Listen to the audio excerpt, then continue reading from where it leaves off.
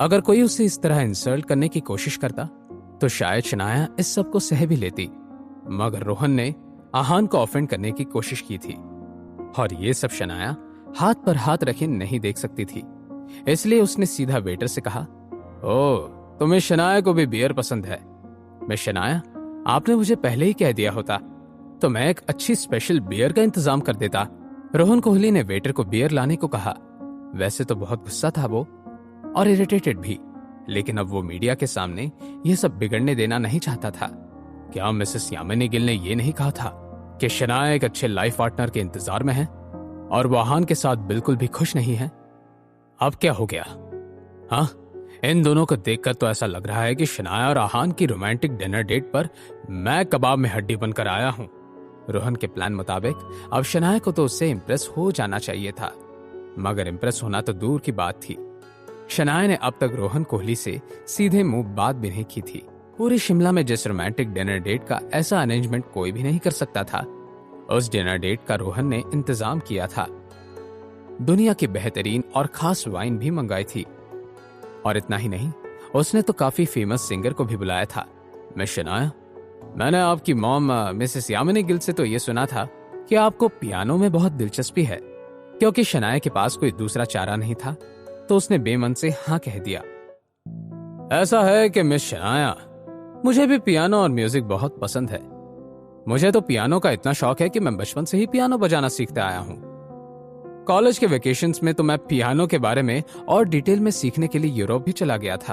अब मैं अपनी तारीफ अपने मुंह से करूं तो अच्छा नहीं लगेगा। क्या ये रोहन कोहली अपने ऊपर किताब कर रहा है क्या? क्या मैंने उसे पियानो लर्निंग हिस्ट्री के बारे में पूछा भी था?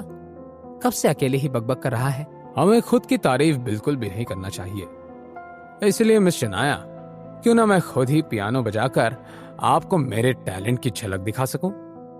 जैसे ही शनाया ने रोहन कोहली की कही ये बात सुनी, उस बेचारी की बोलती बंद हो गई। बहुत देर तक जब शनाया ने उससे कुछ नहीं कहा तो रोहन ने उसके जवाब को हाँ में कंसिडर कर लिया और शनाया को कुछ कहने का मौका दिए बगैर ही अपनी जगह से उठ खड़ा हुआ और जाकर ग्लास वॉल रूम के बीचों बीच खड़े हुए पियानो की सामने रखी चेयर पर जाकर बैठ गया। इस वक्त रोहन एक बहुत ही फेमस म्यूजिशियन बेथोवन की कंपोज की हुई धुन बजा रहा था। उस धुन का नाम था टू अलाइस। टू अलाइस दुनिया की सबसे फेमस और पसंदीदा मेलोडीज में से एक मानी जाती है।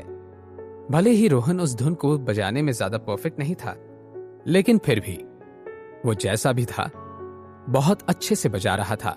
मुझे तो लगा था कि रोहन कोहली कोई बहाना बनाकर मेरा दिल जीतना चाहता है और ये सब सिर्फ मुझे इंप्रेस करने के लिए या फिर आहान को नीचा दिखाने के लिए किया होगा।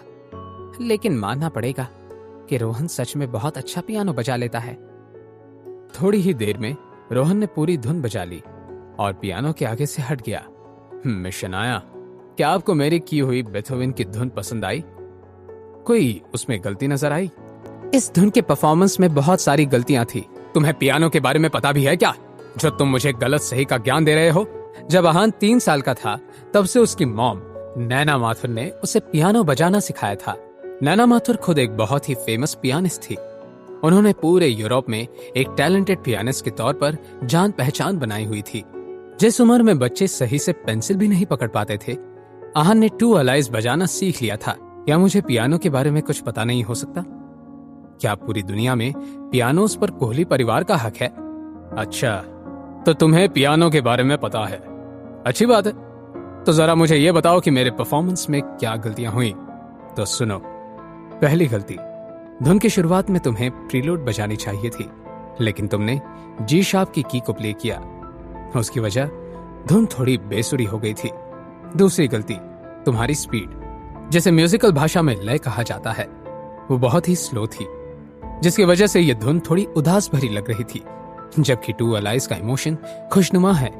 तीसरी गलती, बीच के दूसरे अंत में जो 7वां स्वर था उसे तुमने स्किप कर दिया था। वह स्वर ही तो इस धुन का एसेंस है।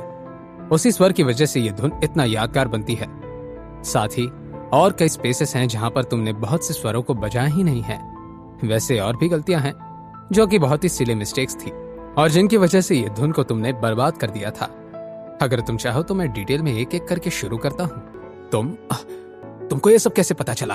तुम्हारी गलतियां ही इतनी सारी थी कि मैं चाहकर भी नजरअंदाज नहीं कर सकता था।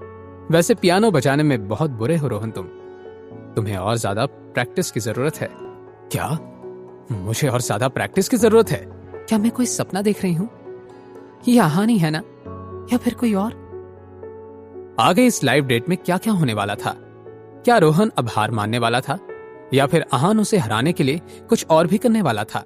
जानने के लिए देखिए अगला एपिसोड सिर्फ पॉकेट एफएम के यूट्यूब चैनल पर, और सीक्रेट अमीरजादा के सारे एपिसोड्स को सुनने के लिए डिस्क्रिप्शन में दी हुई लिंक से डाउनलोड कीजिए पॉकेट एफएम।